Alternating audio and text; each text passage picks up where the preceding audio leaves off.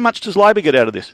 It'll depend on primary votes from election to election, Neil, and that's the key driver of this. It depends what level of primary votes independents.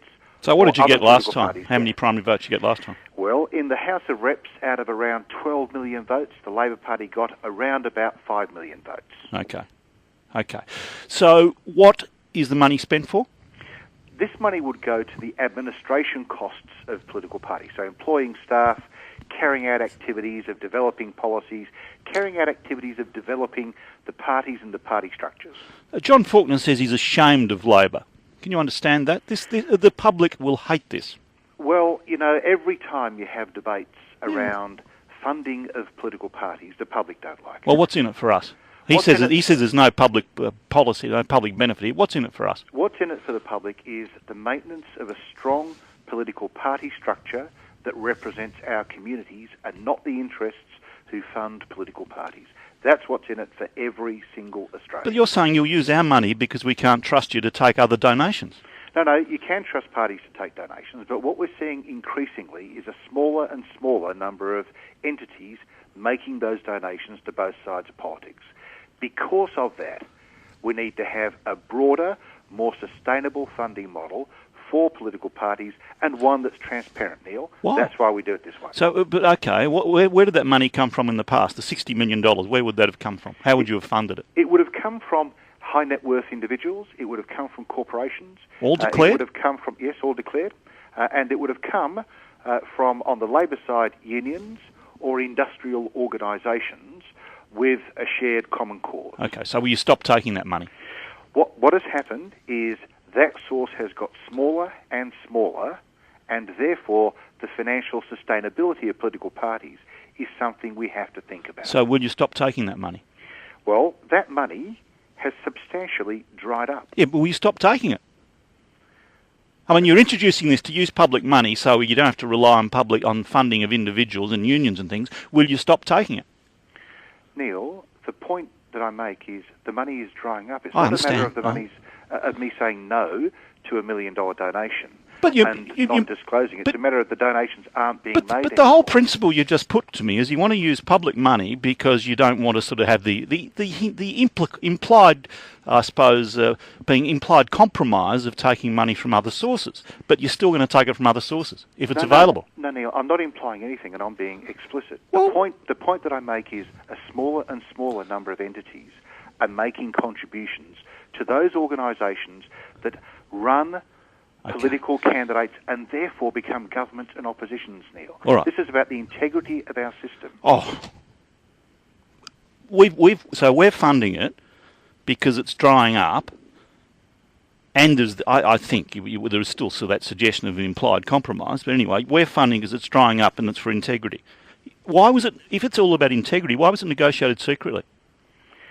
It was negotiated between both sides of politics via the Joint Standing Committee on Electoral Matters. There are a couple of reports done on the Joint Standing Committee on Electoral Matters that is a public forum. Those reports were made publicly. When I was Minister, I had a number of interviews through January and February where I explained, and I think Michelle Grattan wrote the most extensive articles on it, I explained what it was we were doing. So it's unfortunate, Neil, that at the end of March I changed my portfolio. So when was the deal done? We'd really settled the broad detail of this throughout early 2013. So early this year. Why is it backdated? You don't normally have retrospective legislation. Why is it backdated?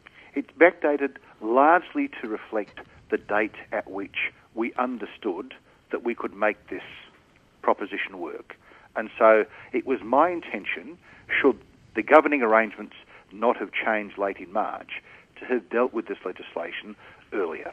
It's simply because ministries change that we're now dealing with it this week. Okay, so just tell me again, what's the benefit to the taxpayer here?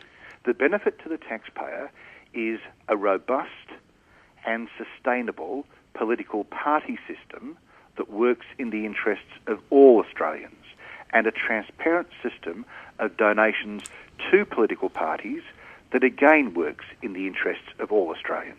Are you really serious about a robust and representative political system? Do you understand the standing the shocking standing of politicians on both sides at the Neil, moment. We don't think you're doing your job. Neil, and I here's another 60 million. Neil, Here's another 60 million. Neil, I understand the standing of you and me and you as a journalist and me as a politician. Yeah, but I'm not on the public purse, and I'm not taking $60 million out of the public. People don't think a lot of us. And yeah, Neil, but hang on. What you have to do is understand the taxpayers are not system. paying me, and I'm not sneaking $60 million out of the public purse. No one's you are. it. You're responsible for public money. I am not. Neil, no one's sneaking Nothing it. to, no one's sneaking it. This goes through the Parliament. It's a subject it of leaked public to Laurie debate. Oakes. It's the only reason we know the detail, isn't No, it? Neil, if you'd have read the newspaper published in the Melbourne Age in January, you'd have seen the article written by Michelle Grattan. And that told us $1 a vote, did it? Yes, it did. Did it really? Yes. 30, and retrospective as well? It was published in February, so at the point in February when that was published, it didn't need to be retrospective. Okay. I'm struggling still to understand the benefit to the taxpayer because we don't think we've got a decent system now. Will this improve the system? Will this improve the quality of politicians? Will this improve the vision and the debate and the concern for the average person? It won't do anything about improving journalism, Neil. Oh, I don't. What it will God's sake. What it will do is it will improve God's sake. That's the robust smart-ass. That is nature. just smart-ass, Minister. Neil. Come on. Pot calls kettle black, Neil. Okay, well, be as Neil, smart as you like. Just answer the damn question. A system that has integrity, that has transparency, and that works in the interests of all Australians, and you know that's a good thing, and I know that's a good thing, okay. And that's what I support. So you're getting $60 million from the taxpayer, and you're still taking from donations from your mates in the unions or the big business or whoever, and you're concerned about journalism. Journalism is judged daily, you're not. Neil, all of which is disclosed, and that's a good thing, and right. You know that. Do you want to have another gratuitous slap or not? Oh, Neil, that's a bit unfair. Oh, and come on. You were that's throwing an outrageous thing for you to say. Why is it outrageous? You've been throwing journalism at me. It's got nothing to do with journalism. Why is it outrageous? Neil, you would be one of the most robust and engaging journalists in this entire country. I know that, and you know that. So why are you throwing journalism into the debate? Because you're a journalist, and I'm talking to one. What's it got to do with it? Well, what it has to do with it is this. In our country, when you get out and do the hard yards, when you actually do the explaining and do the arguing, the natural culture of Australians is to say, don't know why that bloke's doing that. Now, that's why journalists cop it, and it's why politicians cop it.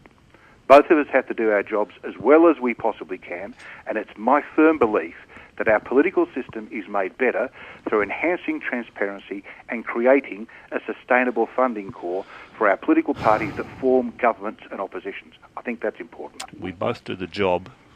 One of us gets paid by the public. That's the difference, Minister. Well, Neil, we both do a job for which we both have to be paid. Yep, you're paid by the public. That's why you're more accountable.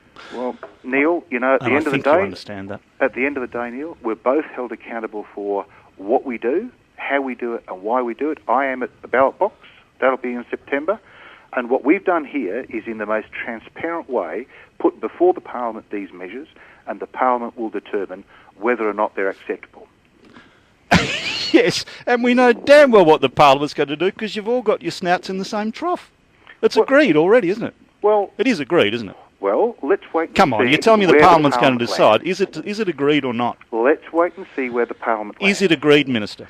In my view, it is, but the Parliament hasn't yet voted. The Parliament hasn't yet voted now. Hang on, you're not fair, Nickham. You've done an agreement with all parties, and you're telling me the Parliament's going to knock it back? No. I said to you, the Parliament has yet to vote on the matter. You've got to get the sequencing right. What happened on Monday was some people in the Labor caucus leaked the matter to Laurie Oakes. God bless them. For purposes of their own campaign. Yeah, like integrity. Yep. Meanwhile, what had been happening was a lot of work by good, hard-working people to try to make our system more sustainable and more transparent. And you reckon the Parliament could still knock it back? Let's see what the Parliament does. The Parliament has yet to vote on the matter. Senator John Madigan of DLP said, I've run over better rabbits than this lot. Well, you know, Senator John Madigan is a hard-working bloke who's entitled to his view and his vote. Okay. Well, I tell you what, if the Parliament knocks it back, I welcome you back on the program.